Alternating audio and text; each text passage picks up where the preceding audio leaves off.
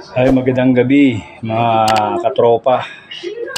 Ito, luluto tayo ng sinigang na bangus. Ayan, iniwa kong malalaki. Yung dalawa, sisigang, yung isa ipiprito natin. Yung sa bandang buntot, yun ay ipiprito natin. Ito yung mga ingredient natin. Sibuyas, luya, siling haba, kamatis, tsaka yung piniga kong katas ng kalamansi. Ayan. Talbos ng kamuti, tsaka okra. Dito, papakulo na tayo guys. Ito, yung tubig, papakulo muna natin. Yan guys. Papakulo na tayo mga katropa. Kasi, hindi ako na yung kalan. Pagkulo, saka natin nilagay ito mga ingredient. Kamatis, sili, saka yung sibuyas, luya. Yan guys, kulo na yung ating pinakulong tubig. Lalagyan na natin itong mga ingredient. Lagyan na natin yung kamatis, sibuyas, saka luya. Tapos sasabay na natin itong okra. Medyo matigas-tigas ito, kaya sabay na rin natin sa pakulo. Yan. Tapos lagyan natin ng konting asin. Yan.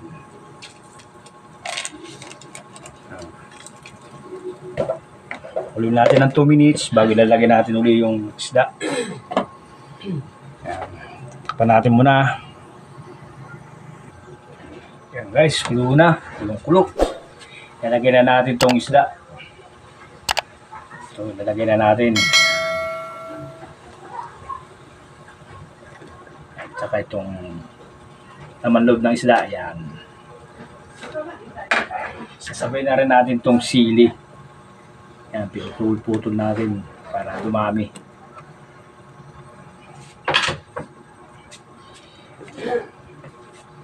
Pakulo tayo ng mga 3 minutes para titikman na natin yan mamaya. Guys, tingnan natin. Yan. Ang ating nilutong sinigang na bangus.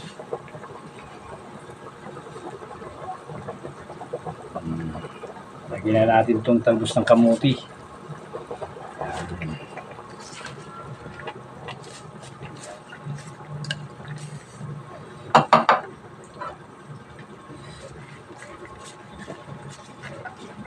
Lagyan natin ng konti itong kamuti.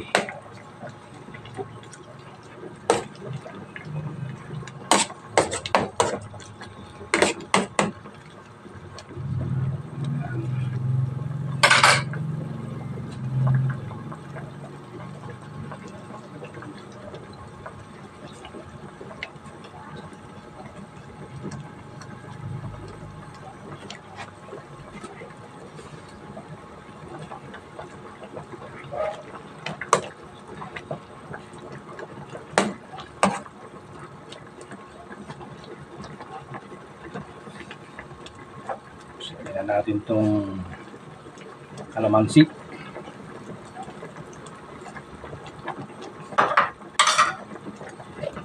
Lagyan natin ng magic.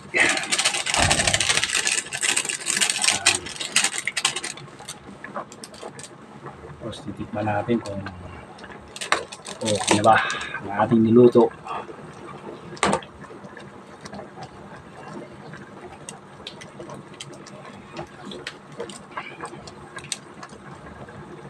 Guys,